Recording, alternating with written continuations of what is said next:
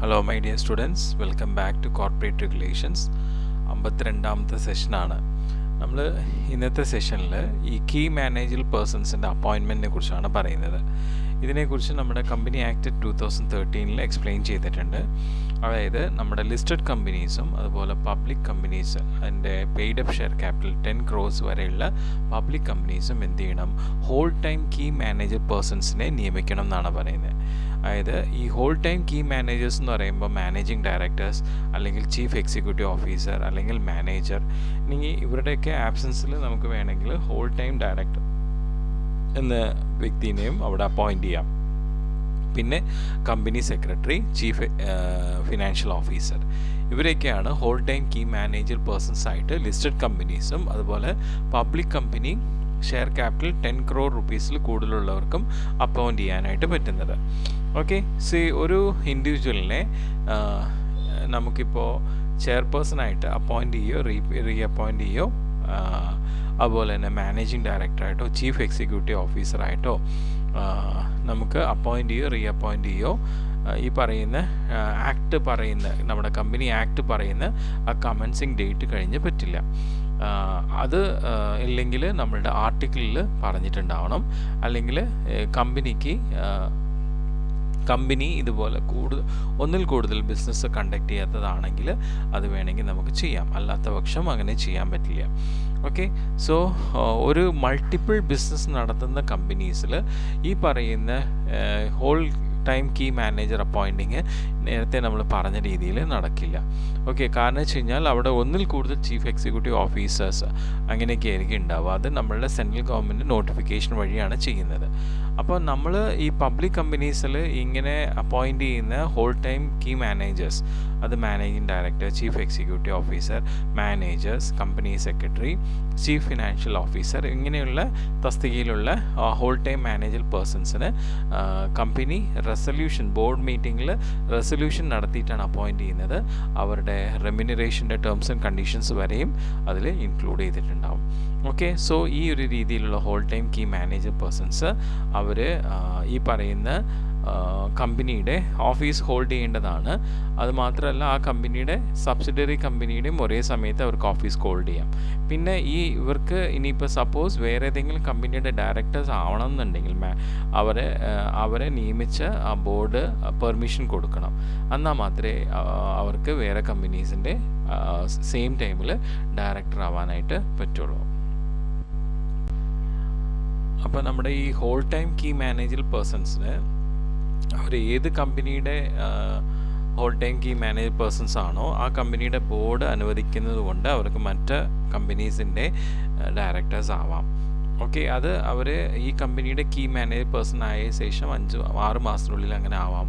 പിന്നെ അത് കഴിഞ്ഞിട്ട് അവർക്ക് ഏത് ഓഫീസിലാണ് ഇപ്പോൾ കീ മാനേജർ പേഴ്സണായിട്ട് കണ്ടിന്യൂ ചെയ്യണം എന്നുള്ളത് അവർക്ക് ചൂസ് ചെയ്യാം.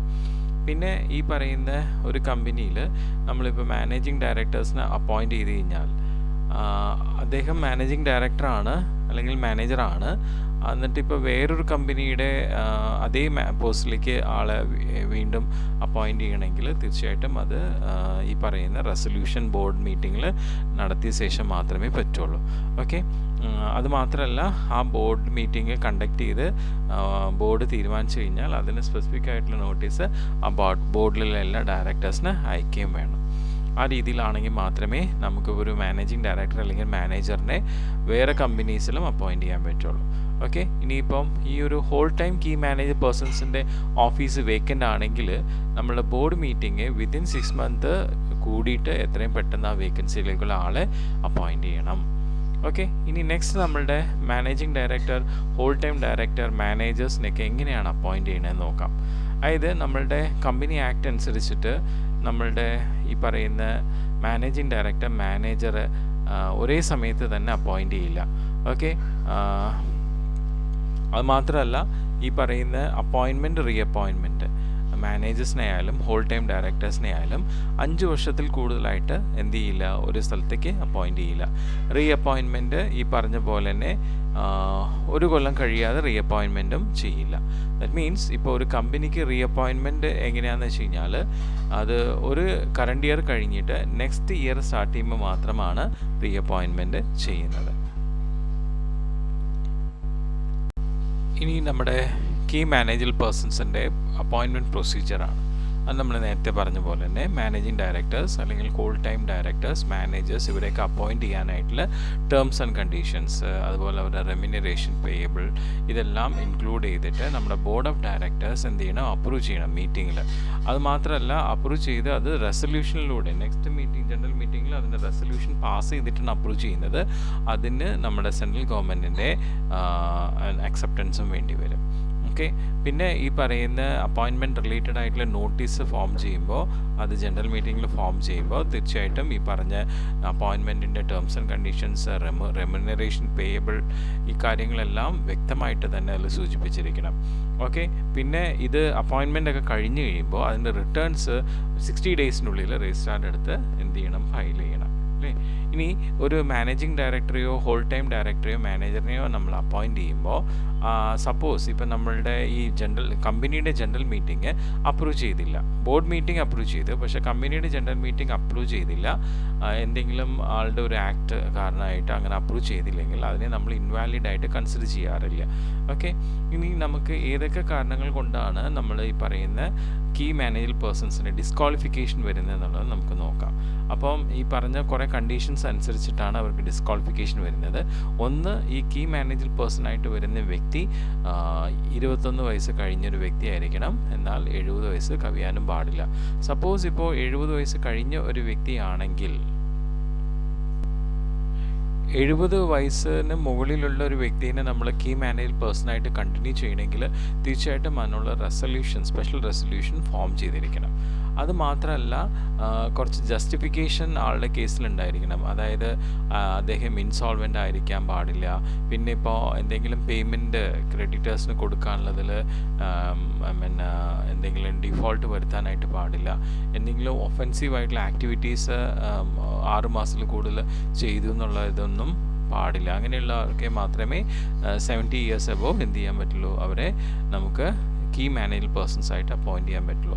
പിന്നെ ഇത് കൂടാതെ ഈ പറയുന്ന whole time directors, managing directors, managers ഇവരെല്ലാം നമ്മുടെ സെൻട്രൽ ഗവൺമെൻറ് അപ്രൂവ് ചെയ്യാനായിട്ട് ചില കണ്ടീഷൻസ് പറയുന്നുണ്ട്. ആ കണ്ടീഷൻസ് എന്താണെന്ന് വെച്ച് കഴിഞ്ഞാൽ, ഒരിക്കലും ഈ പറയുന്ന വ്യക്തികൾ ഇംപ്രിസൺമെൻറ്റിലേക്ക് പോവുകയോ എന്തെങ്കിലും പ്രശ്നം കൊണ്ട് ഫൈന് 1000 റുപ്പീസ് എക്സീഡ് ചെയ്തിട്ടുള്ള ഫൈൻ അടയ്ക്കുകയൊക്കെ ചെയ്തിരുന്നെങ്കിൽ അത് സെൻട്രൽ ഗവൺമെൻറ് അവരെ അപ്രൂവ് ചെയ്യില്ല. പിന്നെ അതുപോലെ തന്നെ നമ്മളുടെ ഫോറിൻ എക്സ്ചേഞ്ചിൽ എന്തെങ്കിലും സ്മഗ്ലിംഗ് ആക്ടിവിറ്റീസിലൊന്നും അവർ ഇൻവോൾവ് ആവാൻ പാടില്ല. 21 വയസ്സ് കഴിഞ്ഞിരിക്കും വേണം, 70 വയസ്സിൽ കൂടാനും പാടില്ല. പിന്നെ മാനേജർ പേഴ്സണായിട്ട് ഒന്നിൽ കൂടുതൽ കമ്പനിയിൽ അവർ പാടില്ല. പിന്നെ ഒരു കമ്പനിയിൽ മാത്രമേ റെമ്യൂണറേഷൻ അയാൾ എടുക്കാനും പാടുള്ളൂ. പിന്നെ ആൾക്ക് ഇന്ത്യയിൽ റെസിഡൻസ് ഉണ്ടായിരിക്കണം. ഇനി വലിയ ബിഗർ കമ്പനീസിന് വരുന്ന ഒരു കീ പേഴ്സണൽ ആണ് നമ്മുടെ ഹോൾ ടൈം കീ പേഴ്സണലാണ് സെക്രട്ടറിയൽ ഓഡിറ്റ് എന്ന് പറയുന്നത്. അപ്പോൾ ബിഗർ കമ്പനീസ് എന്ന് പറയുമ്പോൾ ലിസ്റ്റഡ് കമ്പനീസ് ആയിരിക്കണം. അവരുടെ ഈ ഒരു ബോർഡ് റിപ്പോർട്ടിൽ അനക്സറിൽ വളരെ വ്യക്തമായിട്ട് പറഞ്ഞിട്ടുള്ളതാണ് സെക്രട്ടറിയൽ ഓഡിറ്റിനെ കുറിച്ചിട്ട്. അപ്പം ഈ സെക്രട്ടറിയൽ ഓഡിറ്റ് എന്ത് ചെയ്യുന്നു, കമ്പനി സെക്രട്ടറിയുടെ പ്രാക്ടീസാണ് അവർ ചെയ്യുന്നത്, അതിൻ്റെ ഒരു പ്രിസ്ക്രൈബ് മാനറിൽ കമ്പനിയിൽ. അപ്പം ഏതൊരു ബിഗർ കമ്പനിയും അതിൻ്റെ പെയ്ഡപ്പ് ഷെയർ ക്യാപിറ്റൽ 50 crores അതുപോലെ തന്നെ ടേൺ ഓവർ 250 crores മുകളിൽ വരുന്ന കമ്പനീസ് എല്ലാം തന്നെ സെക്രട്ടറിയൽ ഓഡിറ്റിനെ നിയമിക്കേണ്ടതാണ്.